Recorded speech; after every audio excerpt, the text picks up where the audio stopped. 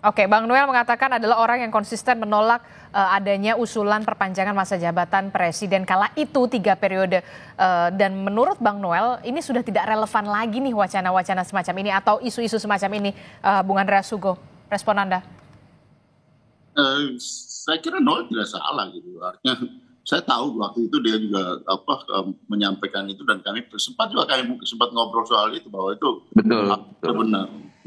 Tapi kan Noel kan cuma salah satu bagian di dalam lingkaran-lingkaran itu gitu. Iya. Tapi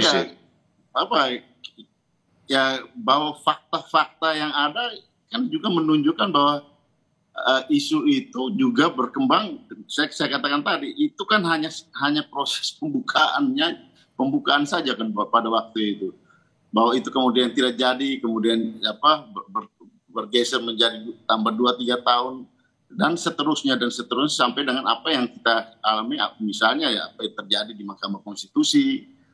Jadi ini sebenarnya perjalanan yang panjang gitu kan, di dalam peristiwa-peristiwa politik ya beberapa waktu yang lalu gitu, kurang lebih setahun yang lalu gitu. Dan semua itu kan terekam gitu di jejak digital dan banyak hal juga yang mungkin belum terungkap. Nah sehingga kalau misalnya Mas Hasto menyampaikan itu kan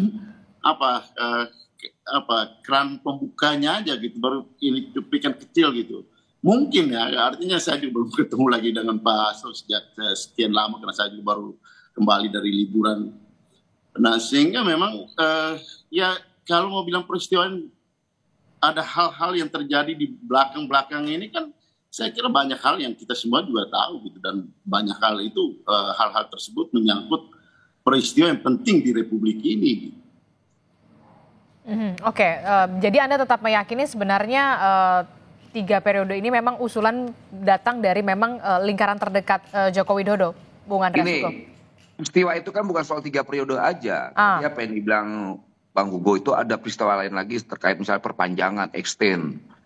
Ketiga itu sampai wacana Jokowi jadi wapres. Jadi ada 3 satu peristiwa politik. Bung Andre tahu sekali dan kita konsisten nolak. Dan PDIP dengan Bu Meganya itu punya komitmen melawan itu. Dan kami bangga lah ya karena PDIP sebagai partai besar bisa menjadi garda terdepan dalam menjaga konstitusi. Dan kita bangga sekali dengan Bu Mega yang punya komitmen terhadap itu, dan juga PDIP, partai besar yang menunjukkan kebesaran ideologinya. Jadi saya rasa ke depan nanti hal-hal kayak begini, misalnya Mas Hasto kan nih lagi panik-paniknya, lagi sakit perut ya. Ketika di TSK kan, kemudian dia panik, kemudian dia nyerang-nyerang aja udah. Dia bikin orkestrasi, maksud saya gini, sudahlah. Orkestrasi ini hentikan, jangan seret-seret yang hal-hal yang tidak substansial, yang akhirnya malah membuat dia makin pusing. Gini, semua biasanya pejabat-pejabat partai ketika menjadi TSK itu teriak-teriak tuh, akan saya bongkar. Pas udah pakai baju oranye sakit perut tuh lupa. Udah fokus terhadap kasusnya aja. Jangan seret-seret partai besarnya, partai ideologis ini. Jangan seret-seret yang atasnya lagi Bu Mega, karena nanti orang akan ngebongkar.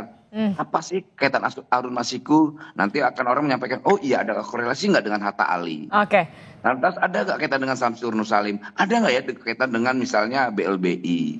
Ini akan kebuka semua nih, gitu. Kemudian nanti orang bilang gini, loh kok Hasto bicara tentang perjuangannya mirip kayak Bung Karno. Bung Karno bicara tentang ideologi. Bung Karno bicara tentang kemerdekaan bangsa ini. Tidak bicara tentang bagaimana orang yang sedang memperjuangkan posisinya untuk ke DPR sampai orangnya harus di PAW.